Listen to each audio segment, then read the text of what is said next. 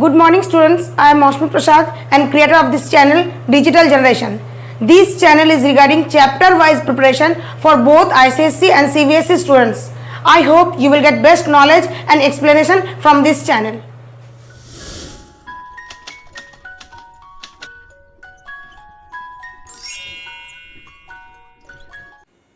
Today we will study about resistivity of material.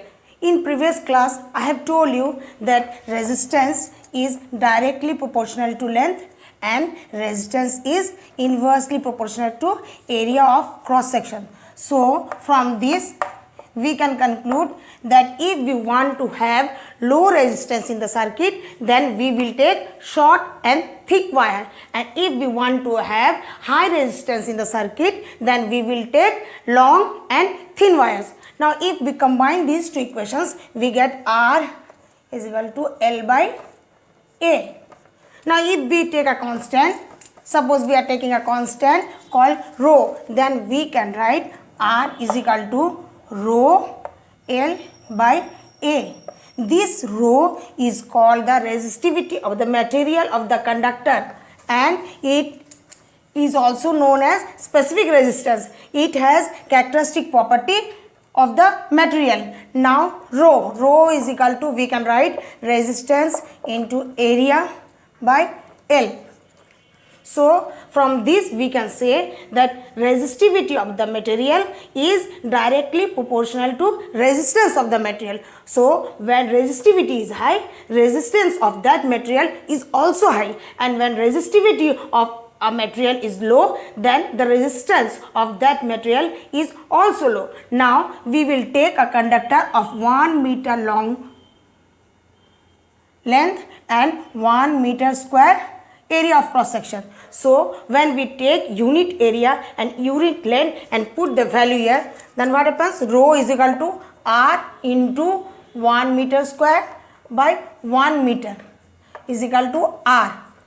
From this we can say that resistivity of the material is equal to resistance of that material. That is, resistivity of any material will always be equal to resistance of that material when we take unit length of a material and unit area of cross section of that material. Now we will find the SI unit of resistivity. SI unit will be R into A by N. SI unit of resistance is ohm, and area of cross section is meter square, and length is meter. So we are getting ohm meter. It is written as ohm meter. So the SI unit of resistivity is ohm meter. Now resistivity of a material does not depend on its length or area of cross section. It depends only on the material of which it is made and the temperature. By saying the resistivity of copper is 1.69 into 10 to the power minus 8 ohm meter, we mean that if we take a copper rod of 1 meter long and 1 meter square area of cross section, then the resistance of copper rod will be 1.69 into 10 to the power minus 8 ohm.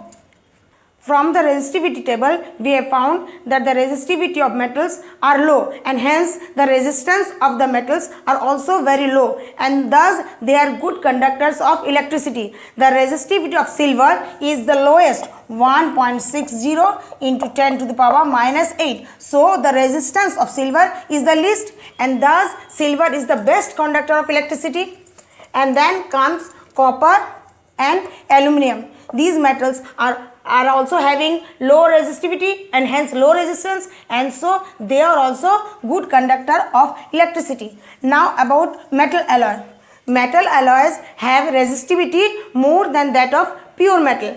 The metal alloy like manganese, which is an alloy of magnesium, nickel and copper, has resistivity of 25 times more than that of copper, and the metal alloy like Constantan, which is an alloy of copper and nickel, has resistivity of 30 times that of pure copper metal, and the resistivity of nichrome, which is an alloy of nickel and chromium, has a resistivity of 60 times more than that of copper. So we can say that metal alloys have more resistivity than pure metal, and thus the resistance is also higher than that of pure metal. So for this reason metal alloys are used in making resistors. They reduce the current flow in the circuit.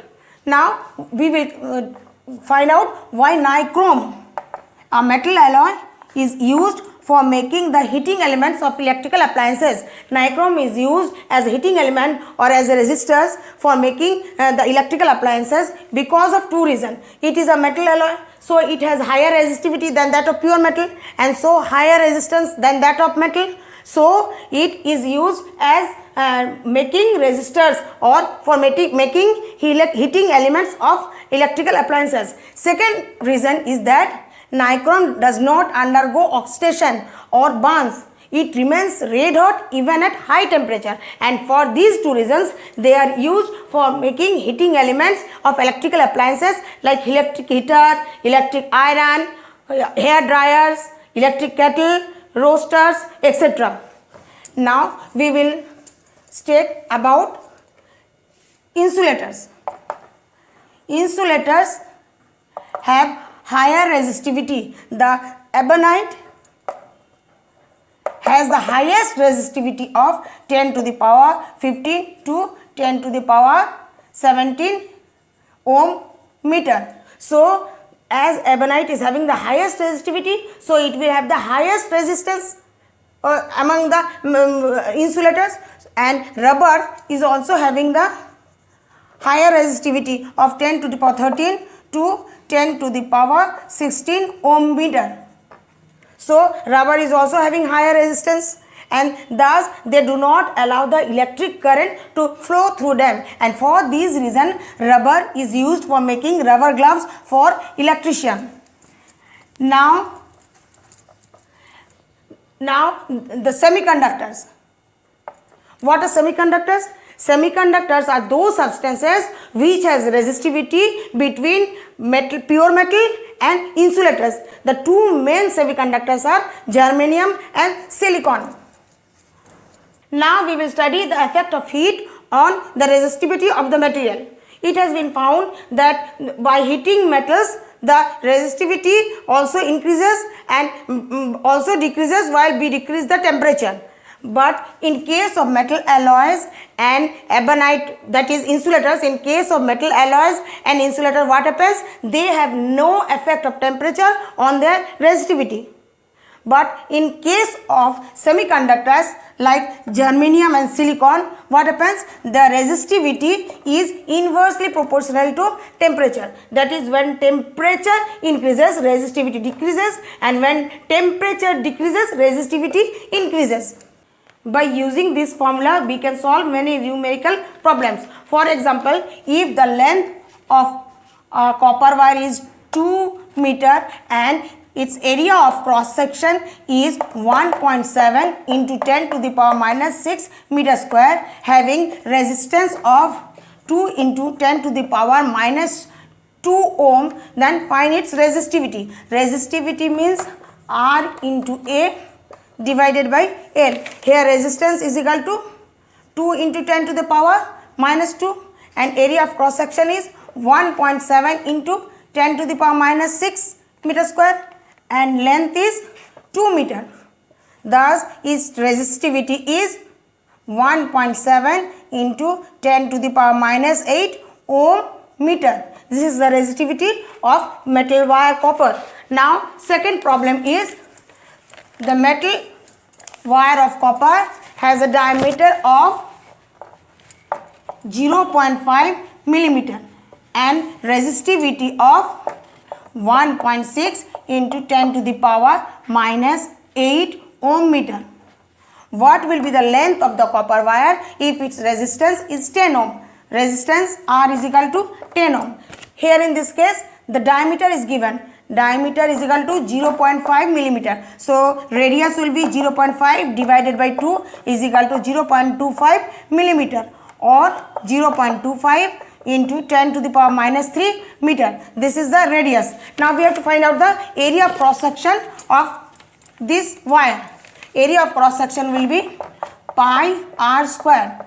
Pi means 22 by 7 and r we got 0.25 into 10 to the power minus 3 square is equal to 22 by 7 into 0.0625 into 10 to the power minus 6 is equal to 1.3750 into 10 to the power minus 6 divided by 7 or 0.1964 into 10 to the power minus 6. So this is the area of cross section, 0.1964 into 10 to the power 6. Now we will apply this in the formula. To find the length, we will put resistance into area of cross section divided by its resistivity. Resistance is 10 ohm given. Area of cross section we have just calculated, 0.1964 into 10 to the power minus 6 meter square divided by resistivity. Resistivity was resistivity was given. Resistivity was 1.6 into 10 to the power minus 8 is equal to 1964 divided by 16 is equal to 122.7 meter. So the length of the copper wire will be 122.7 meter. Now what will be its effect when the diameter is double? If diameter is double, then we know that resistance is inversely proportional to the square of its diameter. So what will be the effect on the resistance? If diameter is double means it becomes 4. So resistance will be 1/4 of the previous resistance. The value of the resistance will be 1/4 of its previous resistance if the diameter is double. Now another sum. A copper wire has a resistance of 6 ohm. It is doubled by folding. Find the new resistance. Now in this case what happens? First case, resistance is equal to 6 ohm. R is equal to rho into L by A, or 6 is equal to rho into L divided by A. In second case what happens? The wire is folded, that means length becomes L by 2, half, and area of cross section what happens? Becomes double because it has been folded, so thickness increases, so area of cross section will become 2A. Now in the second case, R is equal to rho into L by 2 divided by 2A is equal to rho into L divided by 4A. This is equation number 2. Now we will divide equation 2 with equation 1. We get 6 by R rho into L by A, 4A rho into L. 6 by R is equal to 4, or R is equal to 6 by 4, that is 1.5 ohm. So the new resistance will be 1.55 ohm. What is the value of new resistance? The new resistance will be 1.5 ohm.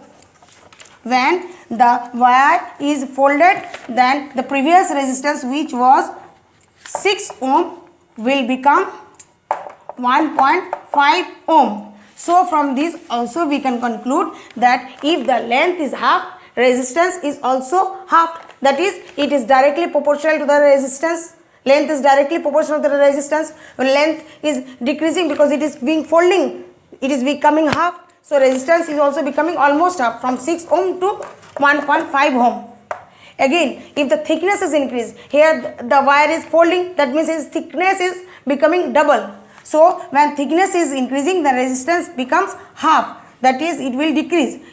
from 6 ohm it is decreasing to 1.5 ohm. The thickness, as the thickness or area of cross section is increasing, the resistance is decreasing. So we can say that thick wire is a collection of two thin wire collected in parallels, and the resultant resistance will be half the original resistance. Now in your next class we will study of combination of resistances.